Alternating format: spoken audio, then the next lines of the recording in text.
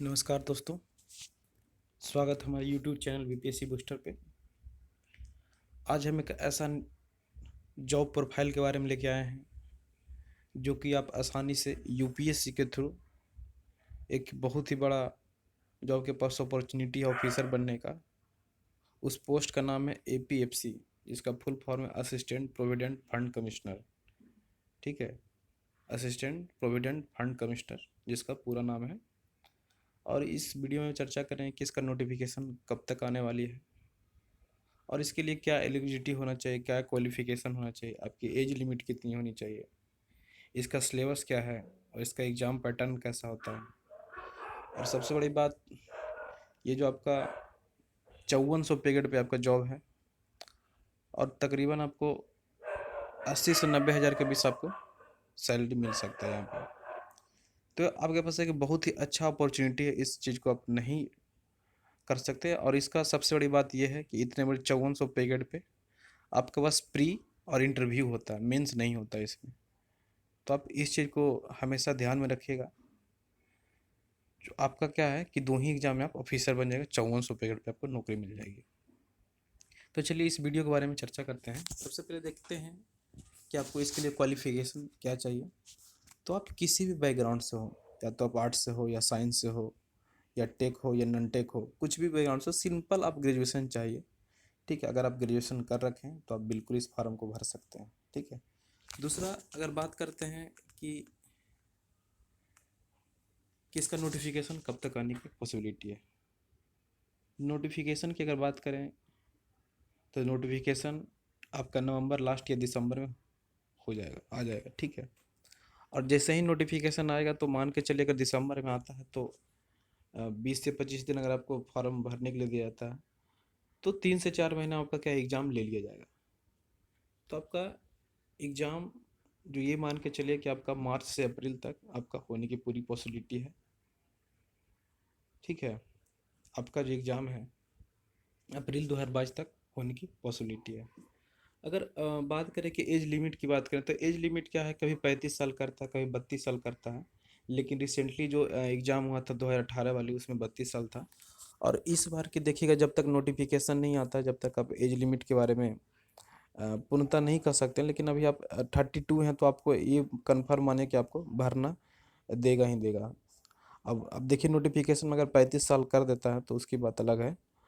तो नोटिफिकेशन का वेट करिए। ऐसे 32 है जिनका, वो आराम से भर सकते हैं। ठीक है, 32 ईयर तक। अब देखिए, ये तो हो गई, ये सब चर्चा हो गई। अब इसके बाद देखते हैं कि इसका सिलेबस क्या है। ठीक है, अगर इसका सिलेबस की बात करें तो इसमें दो चीज़ पूछे जाते हैं, एक इंग्लिश पूछे जाते हैं और आपका जनरल अवेयरनेस पूछे जाते हैं। और इसमें बहुत सारे सिलेबस हैं। देखिएगा, जैसे जनरल स्टडीज़ की ही बात करते हैं तो आपका करंट इवेंट्स पढ़ना है, यानी आपका करंट अफेयर्स पढ़ना है। इंडियन कल्चर एंड हेरिटेज पढ़ना है, यानी इंडिया के कल्चर के बारे में, हेरिटेज के बारे में पढ़ना।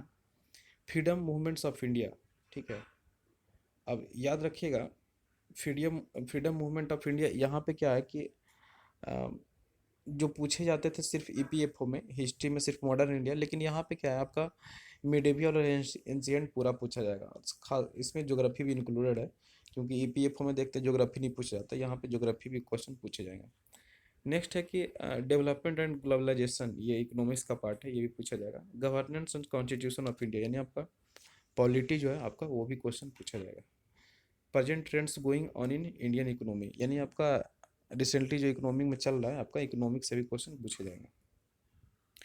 अकाउंटिंग्स एंड ऑडिटिंग, यानी आप एम्प्लॉयमेंट प्रोविडेंट फंड का हिस्सा बनने जाइएगा तो आपको अकाउंटेंसी तो पढ़ना ही होगा, और यहाँ पे अकाउंटेंसी भी पूछा जाता है। Industrial labour law and relation and labour law, यहाँ से भी क्वेश्चन पूछे जाते हैं, जिसको एलएसडब्ल्यू बोलते हैं, यहाँ से क्वेश्चन आता है। इंश्योरेंस से क्वेश्चन पूछे जाते हैं। Banking, basic knowledge of computer से भी पूछे जाते हैं। ठीक है, ज़्यादा नहीं, लूसेंट से पढ़ेगा तो काम चल जाएगा यहाँ से। एंड जो कंप्यूटर का एप्लीकेशन है, वहाँ से क्वेश्चन पूछे जाते हैं। और जनरल साइंस से क्वेश्चन पूछे जाते हैं यहाँ पे। ठीक है, और एलिमेंट्री मैथमेटिक्स, यानी जो आपका मैथ होता है उससे पूछे जाते हैं। स्टैटिक्स से क्वेश्चन पूछे जाएंगे। और जनरल मेंटल एबिलिटी, यानी आपके रीजनिंग से भी क्वेश्चन पूछे जाएंगे। ठीक है, टोटल क्वेश्चन देखिएगा कि कभी 120 पूछता है, कभी 100 पूछता है। तो जिसे अभी रिसेंटली देखिए, जो 5 तारीख को एग्जाम हुआ था ईपीएफओ का, उसका 120 क्वेश्चन पूछा गया, तो हो सकता है कि इसमें भी 120 क्वेश्चन ही पूछा जाए।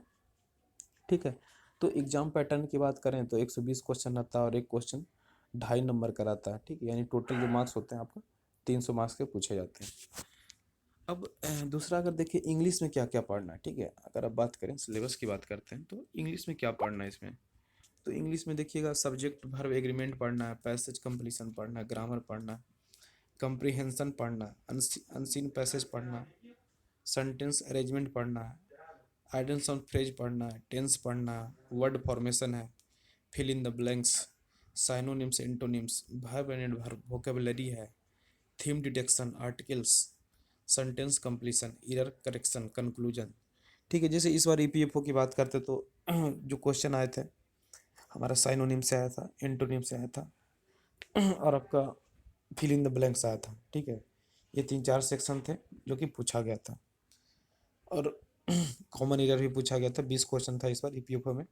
उसी तरीके से यहाँ भी पढ़ता। अब देखिए कॉमन एरर बनाने के लिए तो क्या आपको पूरा ग्रामर पे पकड़ होनी चाहिए, तभी तो जाके आपसे कॉमन एरर बनी, नहीं तो आप पता ही नहीं चेक कर पाएंगे कौन सा इसमें एरर है और नहीं है। तो इतना क्या था सिलेबस था आपका ईपीएफओ का जो कि आपके एग्जाम में पूछा जाएगा। अब देखिए आपकी पोस्टिंग कहाँ पे होगी। अगर आप ज्वाइन करते हैं तो ये 5400 पे आपका असिस्टेंट प्रोविडेंट फंड कमिश्नर बनेगा, जिसे का नाम है एपीएफसी। और इसका फिर अगर प्रमोशन की बात करते हैं तो प्रमोशन जो होता है एएफसीएफसी से जो होता है दूसरा बनता है रीजनल प्रोविडेंट फंड कमिश्नर बनता है। ठीक है, और थर्ड नंबर में जाके बनेगा रीजनल फंड कमिश्नर, ये जो थर्ड नंबर में। और चौथा की अगर बात करें कि एडिशनल सेंट्रल पीएफ कमिश्नर बनेगा आपका प्रमोशन होने के बाद। फिर 5वें नंबर पर आप जाके एडिशनल सेंट्रल पीएफ कमिश्नर बन जाइएगा। जो छठा नंबर पे आपका एडिशनल सेंट्रल पीएफ कमिश्नर बनेगा।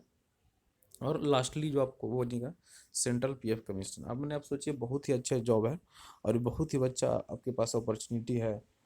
जो लोग ईपीएफओ का तैयारी किए उसके लिए तो एक गोल्डन अपॉर्चुनिटी है। तो कोशिश करिए कि अभी से ही लग जाइए, क्योंकि दोनों का सिलेबस क्या है ऑन एवरेज सेम ही है। तो सारा चीज़ आप लोग आराम से तैयारी कर सकते हैं। खास करके अकाउंट्स है और आपका ये एलएसडब्ल्यू, इस पर थोड़ा सा ध्यान दीजिए, क्योंकि 12 और बाकी सिलेबस तो आप सभी लोग पढ़ते ही होंगे। बाकी सब यही सिलेबस है। ठीक है, सो धन्यवाद फ्रेंड्स। अगर मेरा वीडियो अच्छा लगे तो प्लीज़ लाइक करें, सब्सक्राइब करें और दोस्तों को भी शेयर करें। और वीडियो देखने के लिए का आप सभी लोग को बहुत बहुत धन्यवाद।